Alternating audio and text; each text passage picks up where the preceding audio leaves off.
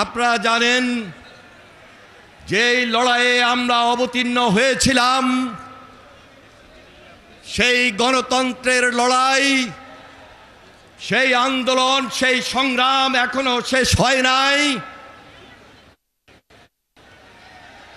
আজকে এই বাংলাদেশ সরকারের অন্তর্বর্তীকালীন সরকারের প্রধান প্রফেসর ডক্টর মোহাম্মদ ইউনূস,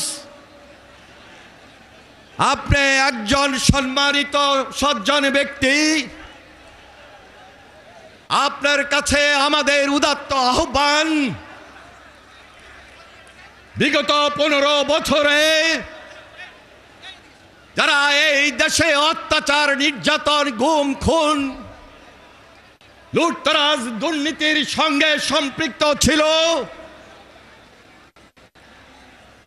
অবিলম্বে তাদের বিচার করতে হবে।